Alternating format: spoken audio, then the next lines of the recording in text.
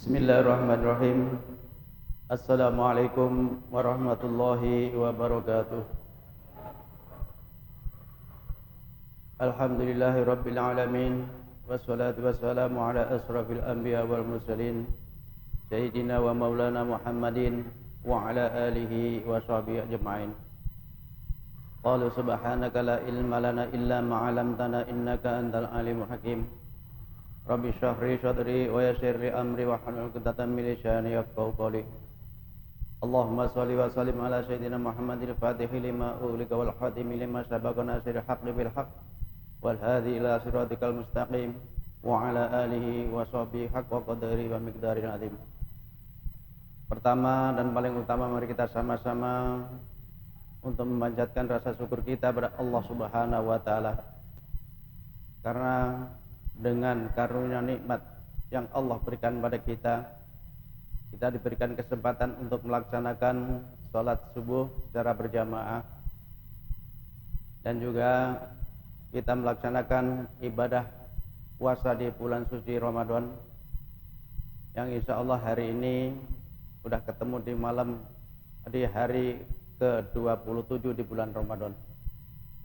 Tanpa terasa 10 hari pertama turunnya rahmat Allah pada kita bagi orang yang berpuasa, dan juga 10 hari yang kedua adanya ampunan dari Allah Subhanahu wa taala, dan yang fase yang ketiga saat ini kita jalankan adalah dijauhkannya dari api neraka oleh Allah Subhanahu wa taala.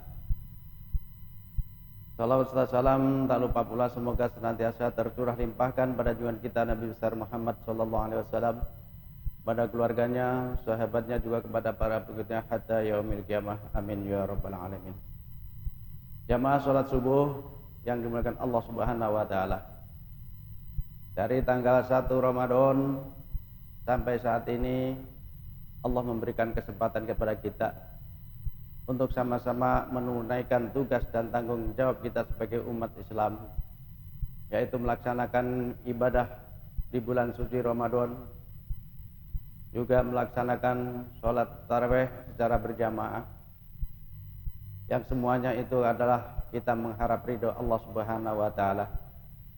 Mudah-mudahan dari awal bulan Ramadan sampai saat ini dan seterusnya, kegiatan ibadah kita dalam rangka mencari ridho Allah Subhanahu wa taala, mudah-mudahan doa-doa kita juga diijabah oleh Allah Subhanahu wa taala. Amin ya rabbal alamin.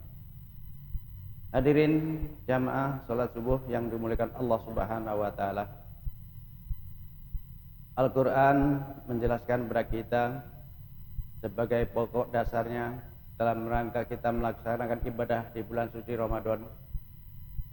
Bapak-bapak jamaah sudah hafal, yang mungkin setiap hari para mubalik menyampaikan dasar diperintahkannya puasa tersebut. Bahkan anak-anak juga sudah pada hafal. Maka dari itu disitulah terjadinya perintah buat puasa. Yang dipanggil adalah hanya orang-orang yang beriman. Bagi mereka yang tidak beriman tidak diwajibkan untuk puasa. Para jamaah sekalian yang dimuliakan Allah Subhanahu wa taala, tentu dalam rangkaian ibadah kita, pengabdian kita kepada Allah Subhanahu wa taala, yang pertama adalah kita luruskan niat kita karena Allah Subhanahu wa taala. Jangan niat kita kepada yang lain-lain selain dari Allah Subhanahu wa taala. Baik dalam kita berbuat, kita beribadah, kita memberikan bantuan dan lain sebagainya, semuanya adalah kita niatkan karena Allah Subhanahu wa taala. Karena hanya landasan niat yang salah, amalan-amalan kita tidak akan mendapatkan pahala sisi Allah Subhanahu wa taala.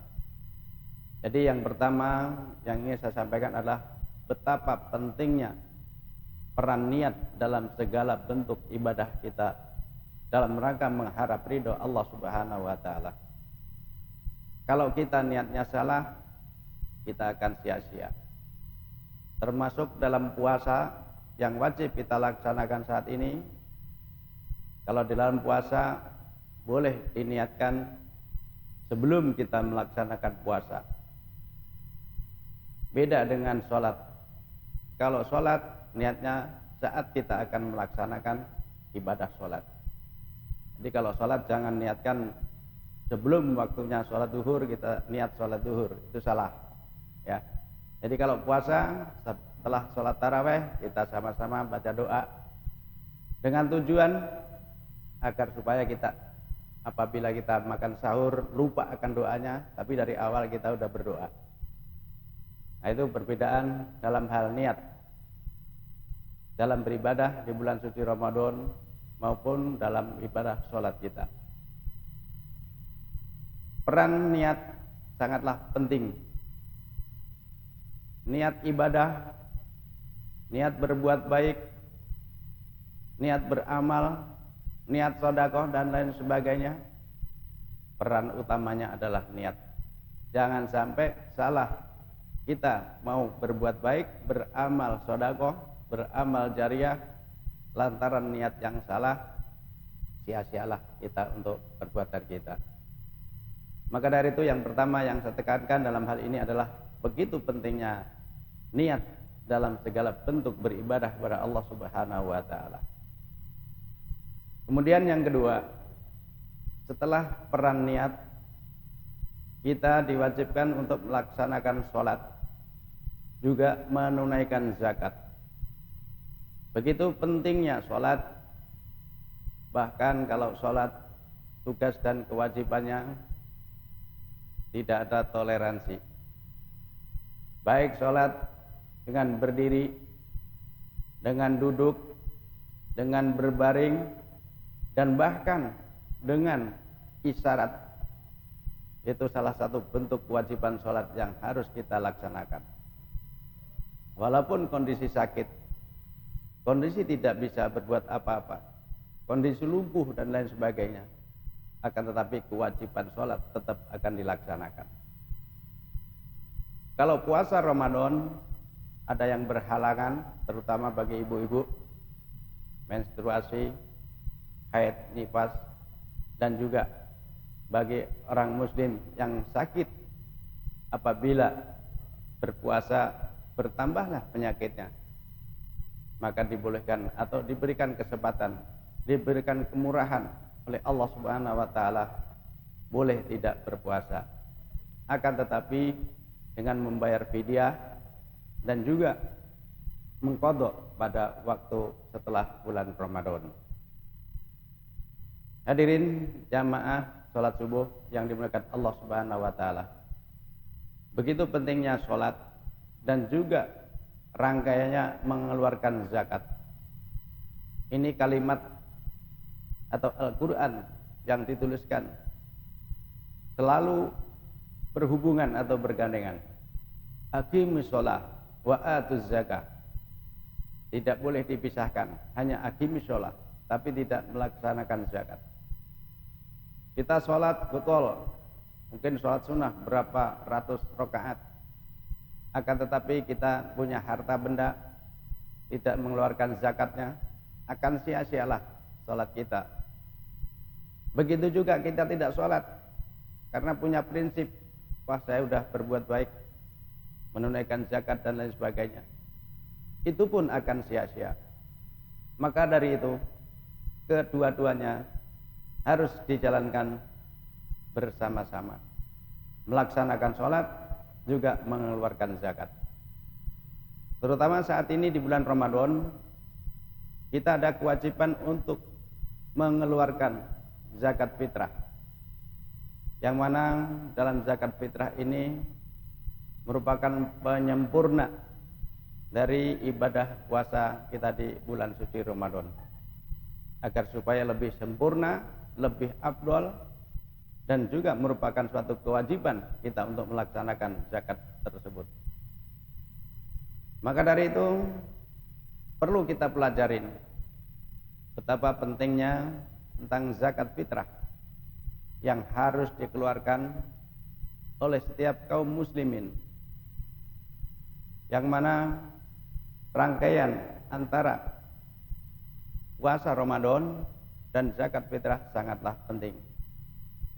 Bila mana waktu-waktu yang telah ditentukan dalam mengeluarkan zakat fitrah secara keseluruhan, secara umum dari awal Ramadan hingga terlaksananya sholat Idul Fitri.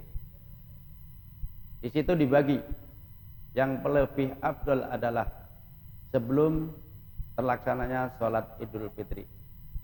Namun melihat situasi dan kondisi, mungkin kalau di daerah-daerah zakat fitrah bisa dilaksanakan seperti itu. Akan tetapi kalau di lingkungan perumahan seperti di tempat kita ini, ya mungkin kita harus bisa-bisa mengatur agar supaya panitia zakat tidak direpotkan. Kalau melaksanakan sebelum sholat id atau malam takbiran, betapa sibuknya panitia. Ya. Maka dari itu kita bisa menyesuaikan situasi dan kondisi. Maka dari itu dari tahun ke tahun di Masjid Babus Salam senantiasa melaksanakan atau menyalurkan zakat fitrah.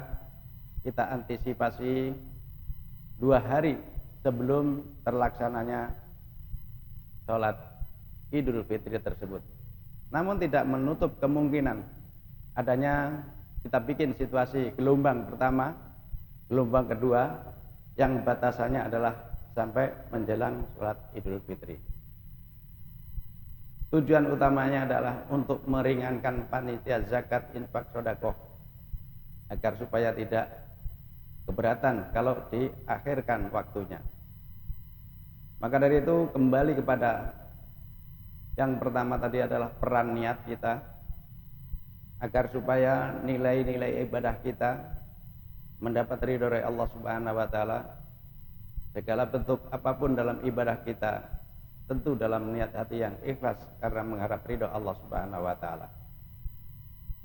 Para jamaah sekalian yang dimuliakan Allah Subhanahu wa taala, setelah melaksanakan sholat, zakat ataupun zakat fitrah dan lain sebagainya, kunci utamanya adalah niat hati yang ikhlas karena Allah Subhanahu wa taala.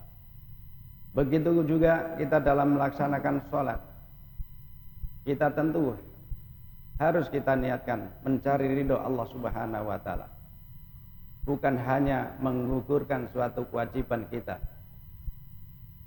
Karena begitu pentingnya peran sholat dalam kehidupan kita, dalam kehidupan beragama, bahwa sholat adalah yang harus kita laksanakan dengan baik dan benar, baik dan rukun maupun syarat dan lain sebagainya. Karena di situ dalam hal sholat adalah sebuah contoh yang paling depan yang harus kita perbaiki, yang harus kita benarkan, baik dari bacaan-bacaannya, terutama dalam baca surat Al-Fatihah. Karena dalam hal sholat merupakan ujung tombaknya dalam segala bentuk ibadah. Apabila sholat kita dengan benar dan baik, insya Allah amalan-amalan kita yang lain akan menjadi benar. Akan tetapi apabila sholat kita belum benar, maka amalan-amalan yang lain akan rusak pula. Begitulah dalam hal sholat. Maka dari itu kepada para jamaah sekalian, betapa pentingnya kita untuk sama-sama menuntut ilmu, untuk memperbaiki pemahaman kita, agar supaya amalan-amalan yang kita kerjakan bisa kita kerjakan dengan baik dan benar. Semuanya mendapat ridho dari Allah Subhanahu wa taala. Hadirin jamaah salat subuh yang dimuliakan Allah Subhanahu wa taala. Bagaimana kita melaksanakan zakat? Kita lihat banyak hal yang perlu kita sadari. Kalau kita lihat, mau tidak mau adalah salah satu bukti yang nyata. Apabila kita tidak mengeluarkan zakat, mungkin dalam hal ini adalah adanya cobaan-cobaan dari Allah Subhanahu wa taala. Mungkin harta benda kita dicuri oleh maling, atau lingkungan kita penuh dengan cobaan-cobaan. Itu diantaranya salah satu apabila kita tidak melakukan atau mengeluarkan zakat dari harta benda kita yang kita miliki. Para jamaah sekalian yang dimuliakan Allah Subhanahu wa taala, setelah kita melaksanakan zakat dengan baik dan benar, tujuan utamanya adalah adanya pendidikan di bulan suci Ramadan, bahwasanya di bulan suci Ramadan banyak hikmah-hikmah yang harus kita imani. Hikmah diantaranya adalah kita diuji kesabaran kita dalam hari ke hari, dari pagi setelah waktu imsak kita sudah melaksanakan menahan diri dari makan dan minum. Nah, dalam hal ini ujiannya adalah seharian sampai menjelang maghrib kita tidak makan, tidak minum. Di antaranya adalah sama-sama kita melakukan atau merasakan betapa saudara-saudara kita kaum fakir miskin yang tidak bisa makan dan minum, dalam artian tidak punya harta benda dan tidak punya penghasilan dan lain sebagainya. Betapa rasanya lapar yang mereka jalani. Kita di bulan Ramadan mendapatkan hikmah, yaitu sama-sama merasakan adanya kelaparan, kehausan dan lain sebagainya. Akhirnya apa yang terjadi?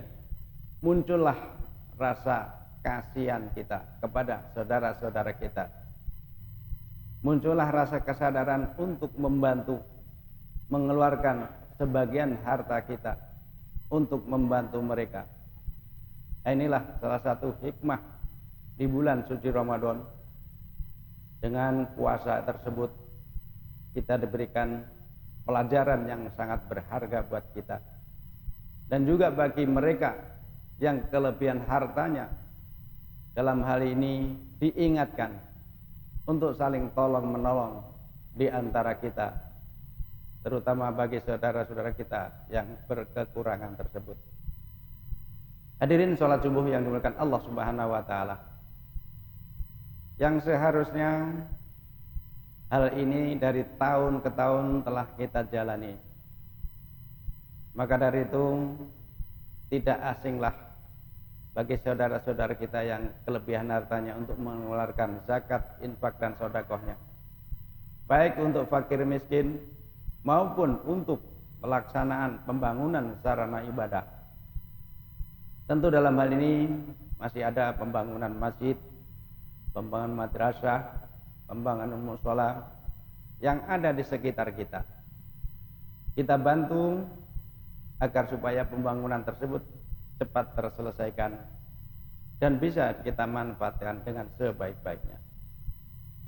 Akan tetapi dalam hal ini selain kita membangun fisik yang bermegah-megahan, sebagaimana yang disampaikan oleh Rasulullah SAW, bahwa akan terjadi di suatu zaman di mana zaman tersebut orang berlomba-lomba bangun masjid, sarana ibadah, tapi kegiatan di dalamnya tidak ada.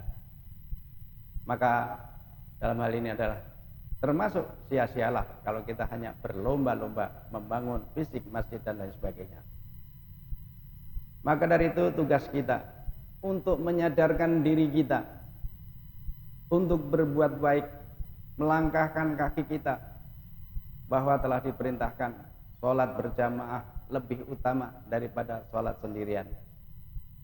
Maka disitulah dalam rangka meningkatkan keimanan dan ketakwaan kita, bukan harus diperintahkan oleh seorang ustadz. Kalau seorang ustadz hanyalah menyampaikan, mengingatkan, wa tawassaw bil haq wa tawassaw bis sabr, nasihat menasihati agar supaya apabila kita yang seharusnya belok kanan tapi belok kiri, disitulah peran ustadz untuk menyampaikan, untuk meluruskannya. Dalam kehidupan di lingkungan kita, Kalau sudah tidak ada orang yang menasihati, akan terjadilah hal-hal yang dengan semau sendiri perbuatannya. Hadirin jamaah salat subuh yang dimuliakan Allah Subhanahu wa taala. Begitu pentingnya peran kita saling menasihati, saling mengingatkan di antara kita. Termasuk yang inti adalah kita mengingatkan dalam keluarga kita. Qu anfusakum wa ahlikum naro. Jagalah dirimu dan keluargamu dari api neraka. Salah satunya adalah memberikan pendidikan agama, memberikan pembinaan baik yang berbentuk nilai-nilai kepribadian.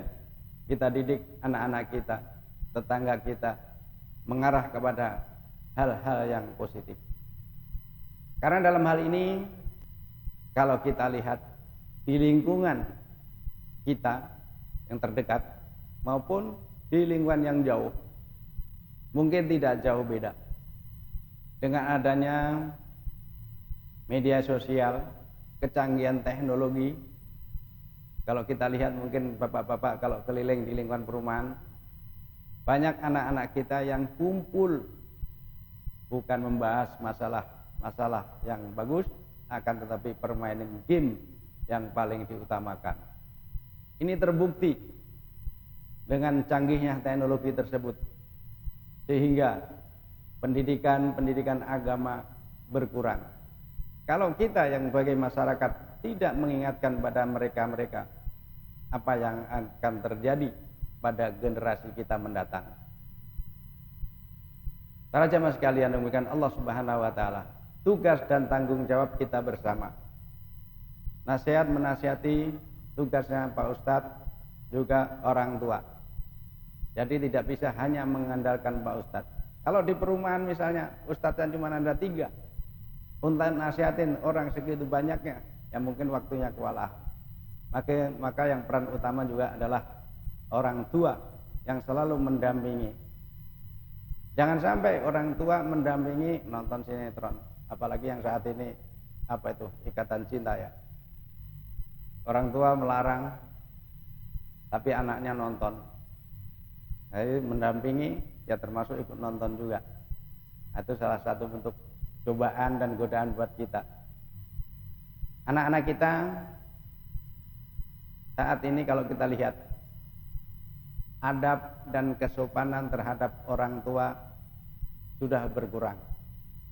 Bahkan kita lihat di media sosial, media elektronik, ada juga salah satunya di antaranya anak berani terhadap orang tua. Mungkin kejadian yang belum lama dari daerah luar Jawa, anak berani memenggal kepala orang tuanya. Itu sangatlah bukan durhaka lagi, tapi sangat durhaka. Mudah-mudahan di lingkungan kita tidak akan terjadi hal-hal yang tidak diinginkan. Karena dalam hal ini kita bisa menasihati di antara kita. Kita temukan beberapa hal, beberapa musibah yang ada di negara kita. Itu salah satunya adalah pelanggaran terhadap Al-Quran. Al-Quran menjelaskan apabila suatu daerah tersebut banyak yang beriman dan bertakwa kepada Allah Subhanahu wa taala, insya Allah dijaga.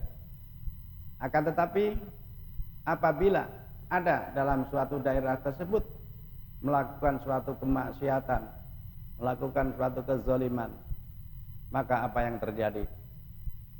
Musibah, baik banjir, longsor, gunung meletus dan lain sebagainya, jalan yang ambles dan lain sebagainya. Itulah kalau kita teliti bahwa perbuatan-perbuatan di daerah tersebut adalah ada yang menyimpang atau yang berbuat maksiat pada Allah Subhanahu wa taala. Kalau di zaman nabi-nabi sebelum Nabi Muhammad SAW, apabila kaumnya ada yang membandel melawan aturan, nabi tersebut mohon pada Allah Subhanahu wa taala supaya ditimpakan musibah.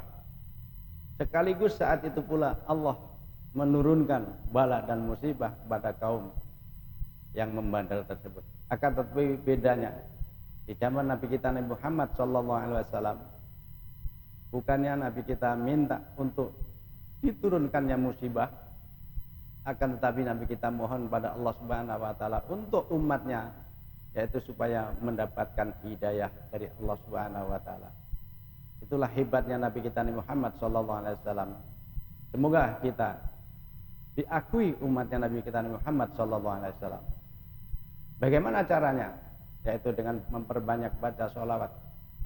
Begitu juga kalau kita amalkan pembacaan sholawat bisa mengangkat penyakit yang ada pada diri kita. Pagi hari baca sholawat 100 kali, sore hari baca sholawat 100 kali. Apabila kepala kita ada rasa pusing, bacalah istighfar 100 kali, bahkan lebih dari itu. Dengan catatan, bacaan istighfar tersebut kita resapi, kita nikmati dengan mengikuti aliran darah yang ada di tubuh kita. Insya Allah penyakit sakit kepala dan lain sebagainya terangkat karena istighfar kepada Allah Subhanahu wa taala. Itu salah satu yang harus kita amalkan dalam kehidupan kita. Kalau kita mencari harta dunia dalam satu hari 8 jam kuat. Tapi dalam hal zikir kadang-kadang membaca kalimat tauhid, kalimat thayyibah 33 kali, kadang-kadang udah bergeser, kaki kita udah kesemutan dan lain sebagainya. Akan tetapi kalau kita niatkan karena Allah, insya Allah kita baca zikir baik 33 kali, 100 kali ataupun 1000 kali, baca sholawat, baca istighfar, insya Allah diberikan kekuatan oleh Allah Subhanahu wa taala. Begitu juga yang tadi disampaikan atau diamalkan, adanya ratibul hadat yang mungkin sering diamalkan oleh saudara-saudara kita. Itu salah satu doa yang mustajab yang dikarang oleh Habib. Di situ banyak doa-doa, di antaranya yang pernah disampaikan bila mana kita akan keluar dari rumah, berjalan, bekerja, bacalah Bismillahirrahmanirrahim la yadurru ma'asmihi syai'un fil ardi wala fis sama'i wa huwas samiul alim. Insyaallah dalam perjalanan senantiasa mendapatkan pertolongan dari Allah Subhanahu wa taala. Dan kunci utama dalam membaca Bismillahirrahmanirrahim la yadurru ma'asmihi syai'un fil ardi wala fis sama'i wa huwas samiul alim itu yang saya dapatkan ketika saya masih sekolah di SLTA, diberikan amalan, bacalah bacaan tersebut, amalan tersebut 3 kali tanpa bernapas. Ya. Kuat kali Pak ya. Bismillahirrahmanirrahim. Tapi semuanya kita musyawarahkan kepada Allah Subhanahu wa taala. Kita mohon kepada Allah Subhanahu wa taala supaya terhindar dari musibah yang tidak kita inginkan. Hadirin jamaah salat subuh yang dimuliakan Allah Subhanahu wa taala. Kira-kira tutupnya sampai jam berapa nih? Hah? Jam 7. Bapak-bapak kuat, saya udah ngantuk nih. Barangkali dalam hal ini yang perlu kita tanamkan pada diri kita, keluarga kita, untuk sama-sama menjaga lingkungan kita. Kapan lagi dan siapa lagi kalau bukan kita? Saling nasihat-nasihati, saling mengingatkan dalam hal kebenaran. Para jamaah sekalian yang dimuliakan Allah Subhanahu wa taala. Hikmah puasa yang kedua di antaranya adalah begitu kita dididik selama bulan suci Ramadan, dididik kejujuran kita. Kita misalnya ada dalam suatu ruangan, di situ tersedia makanan, minuman, kopi yang beraneka ragam bentuknya. Kita sendiri dalam ruangan tersebut. Tentu dalam hal ini adalah bisa menggoyahkan iman kita. Akan tetapi kalau kita niat puasa karena Allah Subhanahu wa taala, dengan kekuatan niat kita, insya Allah kita tidak akan tergoda. Begitu juga dalam hal ini kalau kita lihat di bulan suci Ramadan, kelihatannya tidak ada berita-berita tentang korupsi dan lain sebagainya. Nah, ini kadang-kadang salah menempatkannya. Di saat bulan suci Ramadan, pendidikan sebulan penuh, dididik untuk jujur, untuk menjadi dermawan dan lain sebagainya. Akan tetapi godaannya tadi dari kiri, dari kanan, dari depan, dari belakang, senantiasa mendatangin kita. Kalau kita tidak bisa-bisanya untuk membentengi diri kita, setelah bulan puasa muncullah hal-hal yang tidak diinginkan, perbuatan-perbuatan yang menyimpang dari agama. Karena tidak menutup kemungkinan orang Islam juga banyak yang tergoda. Kita lihat di pemerintahan kita, anggota DPRD dan lain sebagainya, kalau kita sebutkan namanya kurang etis. Tapi ada di antaranya adalah di saat-saat di luar bulan Ramadan, walaupun mereka itu disumpah dengan Al-Quran. Karena sumpah Al-Qurannya di situ hanya ditaruh di atasnya aja, bukan dibaca dan diamalkan. Kalau perjanjiannya dalam Al-Quran, sumpah dan janjinya diucapkan dengan ikrar hati yang paling dalam, mungkin bisalah untuk menghindari hal-hal yang tidak diinginkan. Salah satu bentuk korupsi dan lain sebagainya. Banyak korupsi yang merajalela. Salah satunya adalah di pemerintahan kita. Karena penyebab utamanya adalah apabila di saat-saat kampanye dan lain sebagainya, mereka mengeluarkan modal melalui pinjaman dan lain sebagainya. Maka dari itu di saat untuk duduk di kursi setelah jadi, maka dari itu apa yang akan terjadi? Untuk mengembalikan pinjaman-pinjamannya. Nah, kalau kita sebutkan juga nggak etis, karena saya dapat ceritanya seperti itu. Di saat kampanye mengeluarkan biaya begitu besar, dibela-belain dengan menjual rumah dan kendaraan dan lain sebagainya. Nah, itulah salah satu penyebab kenapa pimpinan-pimpinan kita melakukan hal tersebut.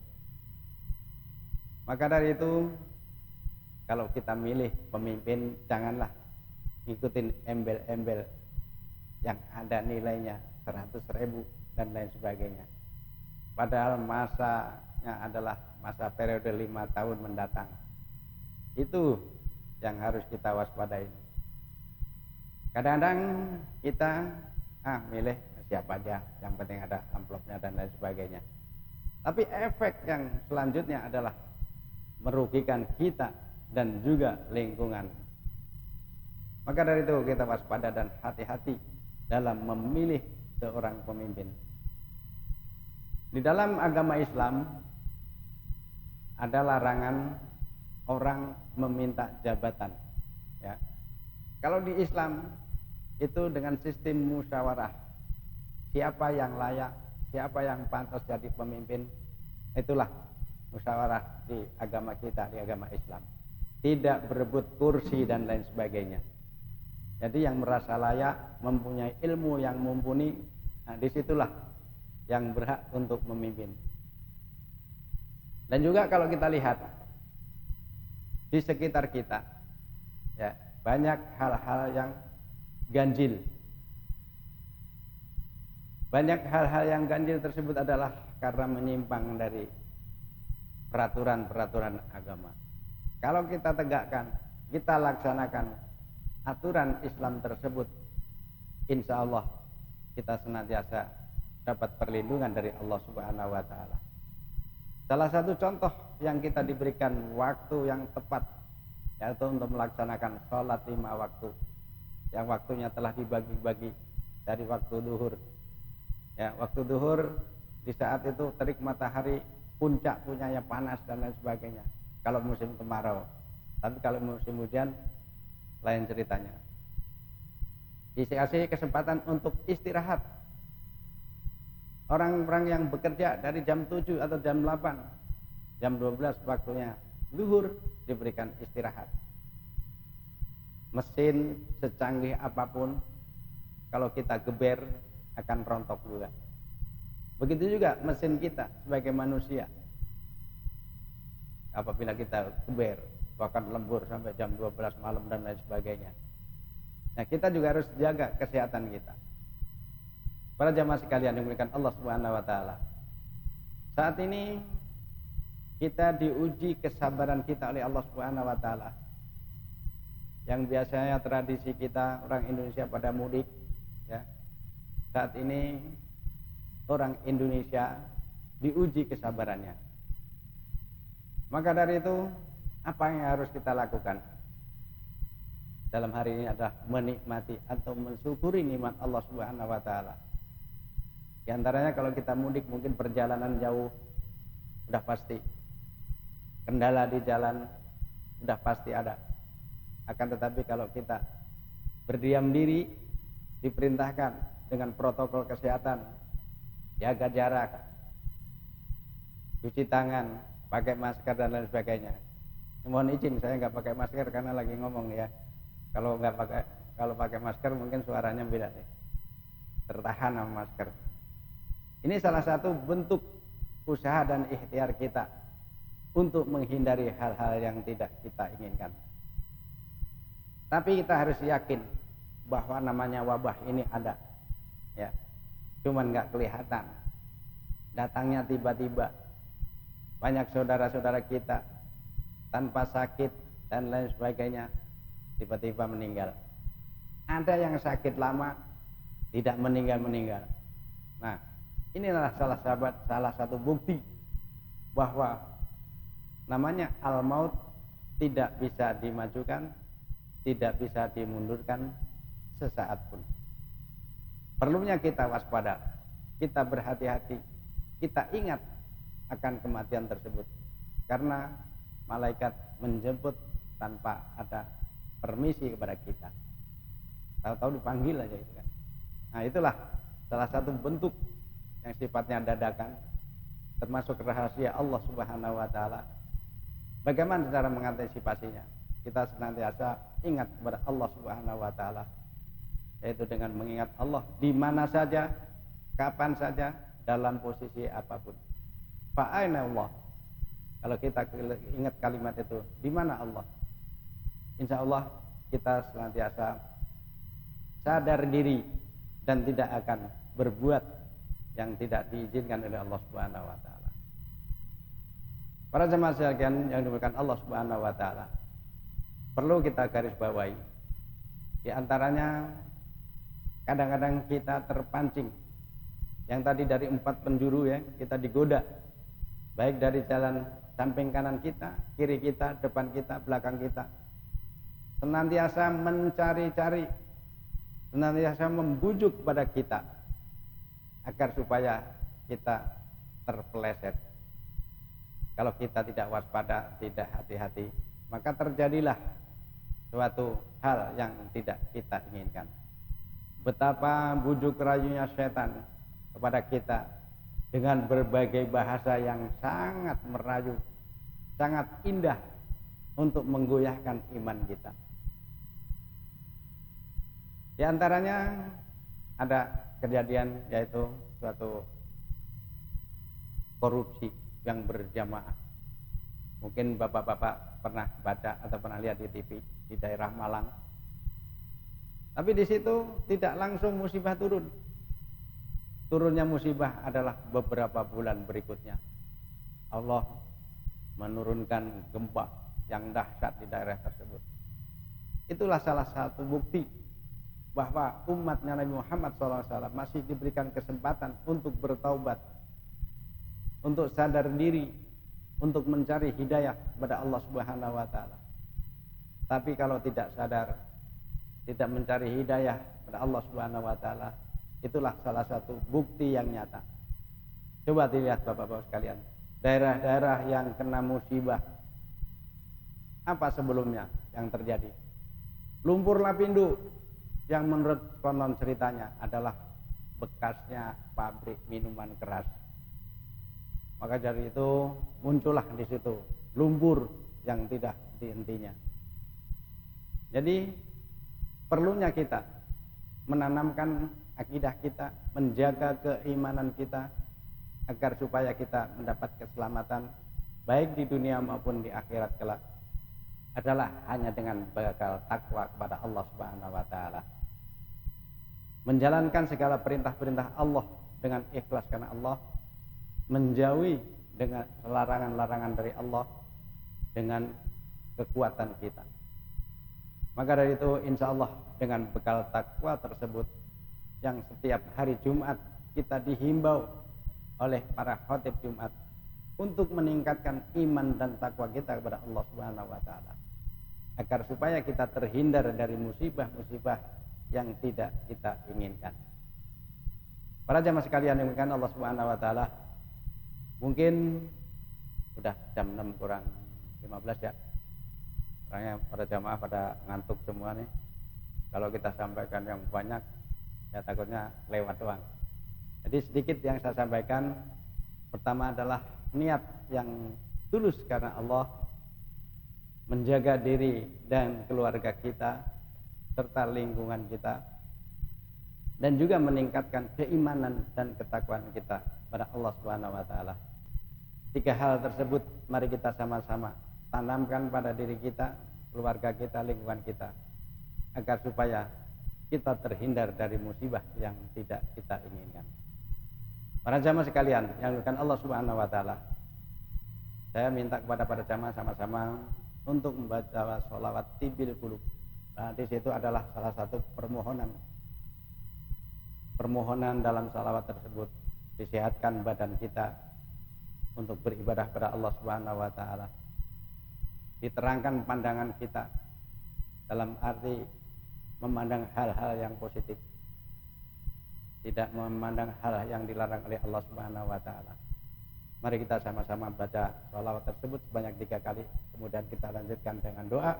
Mudah-mudahan apa yang saya sampaikan bermanfaat khusus pada diri pribadi saya dan umumnya kepada para jamaah yang menyimaknya, baik yang hadir di masjid maupun mendengarkan suara pengeras suara ini. Bismillahirrahmanirrahim. Bareng ya. Allahumma,